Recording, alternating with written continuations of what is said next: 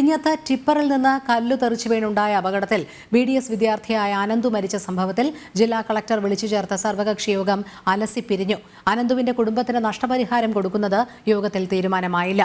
Tipper അപകടങ്ങൾ ഒഴിവാക്കാൻ enforcement സംവിധാനം ശക്തിപ്പെടുത്തുമെന്ന് യോഗത്തിന് ശേഷം ജില്ലാ കളക്ടർ ജെറോമിക് ജോർജ് പറഞ്ഞു. വിവരങ്ങളുമായി എസ് ശാലിനി ചേരുന്നു. ശാലിനി, എന്താണ് കൂടുതൽ വിശദാംശങ്ങൾ? രോഹിണി സൂചിപ്പിച്ചതുപോലെ തന്നെ സംസ്ഥാനത്തെ നടുക്കിയ ഒരു സംഭവമാണ് കഴിഞ്ഞ ദിവസം വിഴിഞ്ഞം തുറമുഖത്തിന് സമീപത്ത് മെഡിക്കൽ വിദ്യാർത്ഥി ഇത്തരത്തിലൊരു അപകടത്തിൽപ്പെട്ട് മരണമടഞ്ഞത്. വിഴിഞ്ഞം തുറമുഖത്തേക്ക് പാറ കയറ്റി വന്ന ലോറിയിൽ നിന്ന് പാറ തെറിച്ചു വീണ ഇത്തരത്തിൽ ദാരുണമായ സംഭവം ഉണ്ടായത്. നാട്ടുകാർ കടുത്ത രീതിയിലുള്ള പ്രതിഷേധവും അറിയിക്കുകയും ചെയ്തിരുന്നു. തുടർന്നാണ് ധനസഹായം ഉൾപ്പെടെ കുടുംബത്തിന് നൽകണമെന്നൊരു ആവശ്യം മുന്നോട്ട് വെക്കുന്നത്. ഈ സംഭവത്തിൽ കൂടിയാണ് ഇന്ന് ജില്ലാ കളക്ടർ ജെറോമിക് ജോർജിന്റെ അധ്യക്ഷതയിൽ അടിയന്തരമായി സർവകക്ഷി യോഗം ചേർന്നത്.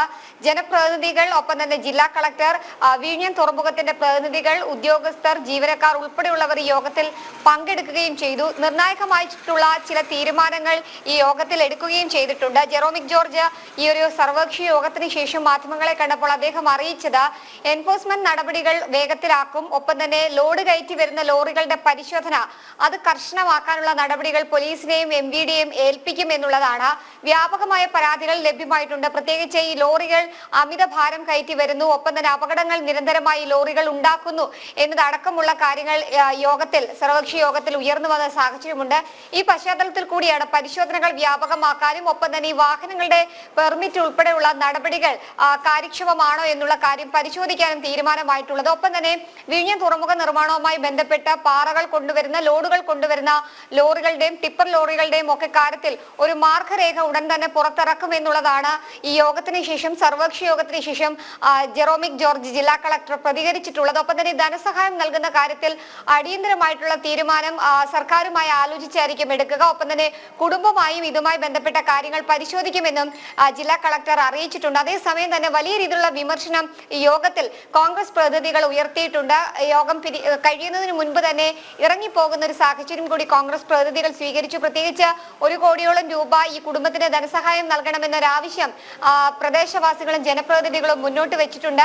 അത് യോഗത്തിൽ അംഗീകരിച്ചില്ല.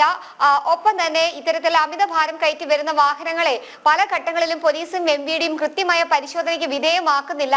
ഉന്നത പോലീസ് ബന്ധങ്ങളും ഉന്നത രാഷ്ട്രീയ ബന്ധങ്ങളും ഉപയോഗിച്ചുകൊണ്ട് താഴെ തട്ടിലുള്ള പോലീസ് ഉദ്യോഗസ്ഥരും MVD ഉദ്യോഗസ്ഥരും ഒക്കെ തന്നെ വീഴ്ചകൾ വരുത്തുന്നു എന്നൊരു വിമർശനം കൂടി യോഗത്തിൽ ഉയർന്നിട്ടുണ്ട്. ഇതടക്കമുള്ള കാര്യങ്ങൾ ഉന്നയിച്ചുകൊണ്ടാണ് ഈ പ്രതിനിധികൾ യോഗത്തിൽ നിന്നും വിട്ടുപോയത്. ഒപ്പം തന്നെ അടിയന്തര സഹായം നൽകി കൊടുക്കുന്നത് വരെയും കൃത്യമായ നടപടികളിലൂടെ മുന്നോട്ട് പോകുന്നത് വരെയും വലിയ രീതിയിലുള്ള പ്രതിഷേധം ഉണ്ടാകുമെന്നും ഈ ജനപ്രതിനിധികളും ഒപ്പം തന്നെ മറ്റ് യോഗത്തിൽ പങ്കെടുത്ത ജീവനക്കാർ ഉൾപ്പെടെയുള്ളവർ വ്യക്തമാക്കിയിട്ടുമുണ്ട്. എന്തായാലും കടുത്ത വിമർശനങ്ങൾക്കിടയിലാണ് ഇത്തരത്തിൽ അടിയന്തരമായ ഒരു സർവകക്ഷി യോഗം ചേർന്നത്. പക്ഷേ അന്തിമമായ ഒരു തീരുമാനമോ ധനസഹായത്തിന്റെ കാര്യത്തിൽ എപ്പോൾ നൽകും, എത്ര തുക നൽകും, അത് എങ്ങനെ കണ്ടെത്തും, എങ്ങനെ നൽകും, ആര് നൽകും എന്ന കാര്യത്തിൽ ഒരു തീരുമാനം പോലും ആകാതെ യോഗം പിരിഞ്ഞിരിക്കുകയും ചെയ്തിരിക്കുകയാണ്. ശരി ശാലിനി, വിഴിഞ്ഞത്ത് ടിപ്പറിൽ നിന്ന് കല്ല് തെറിച്ചു വീണുണ്ടായ അപകടത്തിൽ BDS വിദ്യാർത്ഥിയായ അനന്തു മരിച്ച സംഭവത്തിൽ ജില്ലാ കളക്ടർ വിളിച്ചു ചേർത്ത സർവകക്ഷി യോഗം അലസി പിരിഞ്ഞു. ശാലിനിയാണ് വിവരങ്ങൾ നൽകിയത്.